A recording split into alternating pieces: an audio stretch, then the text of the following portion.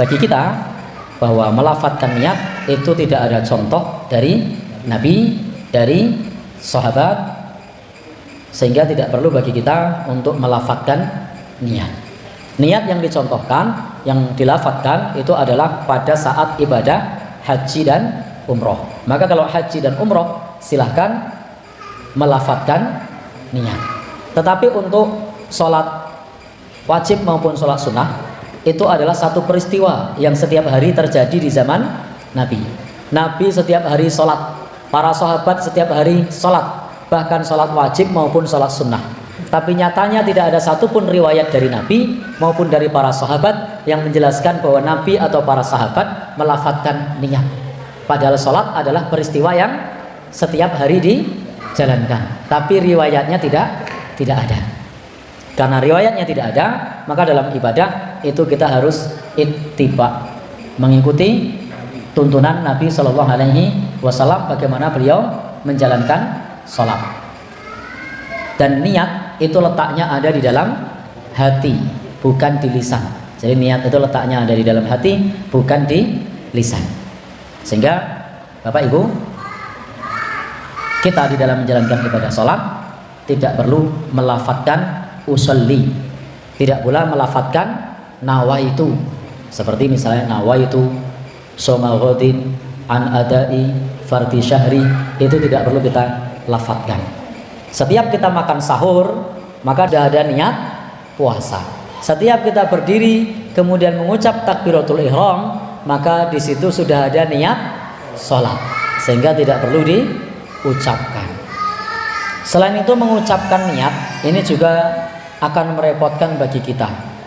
Ketika kita sedang sholat, niatnya pertama adalah munfarid, atau niatnya pertama tadi adalah makmum, tapi tiba-tiba dia masbuk. Ketika dia masbuk, ada yang nepuk plek jadi makmum, berubah niatnya menjadi imam. Pakai hati atau pakai lafaz? Pakai hati kan? Nah, sehingga memang benar ini tidak merepotkan karena pakai hati. Coba kalau pakai lafaz, berubah niatnya gimana? Ya, di tengah.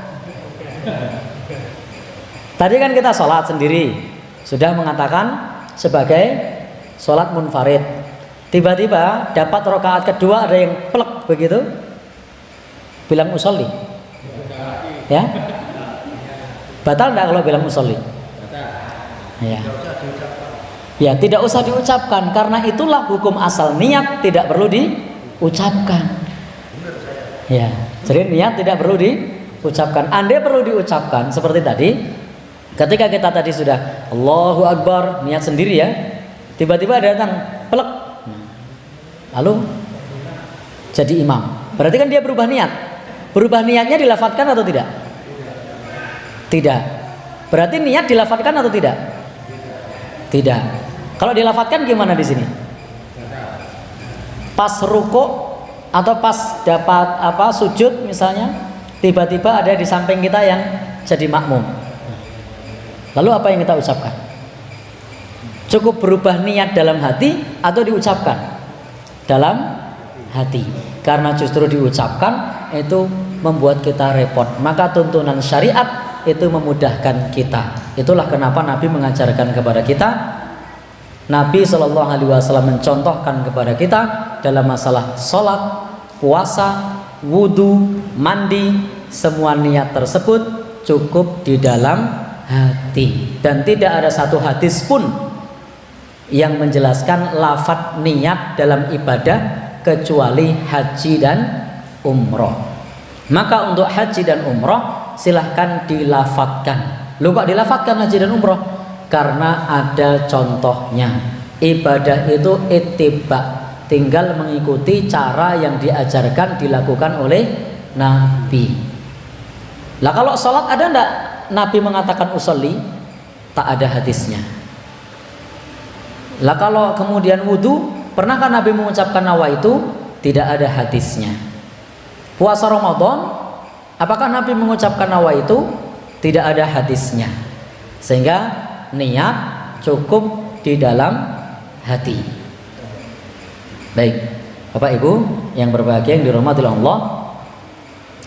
Sehingga dalam masalah ini sebagaimana dijelaskan Imam Ibnu Qayyim Al-Jauziyah dalam kitab Zadul Ma'ad, di situ ketika Nabi Shallallahu Alaihi Wasallam berdiri untuk salat, beliau mengucap Allahu Akbar. Jadi tidak ada kata apa-apa sebelumnya. Sebelumnya Nabi tidak mengucap usolli, tapi Nabi mengucap apa? Allahu Akbar, takbiratul ihram.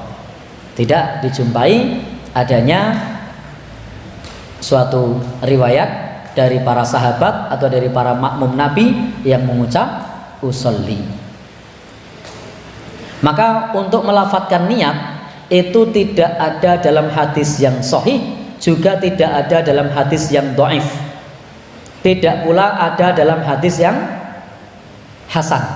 Jadi melafatkan niat itu hadis sahihnya tidak ada, hadis dhaifnya tidak ada, hadis hasannya tidak ada.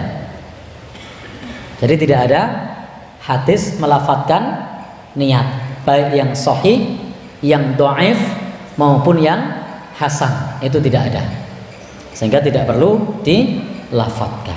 Namun demikian kita menghormati pendapat orang yang mengucapkan nawaitu atau mengucapkan usolli, karena ini bagian dari perbedaan pendapat. Tetapi untuk kita tidak melafatkan niat, karena niat letaknya ada di dalam hati. Lafaz niat hanya ada dalam ibadah haji dan ibadah umroh.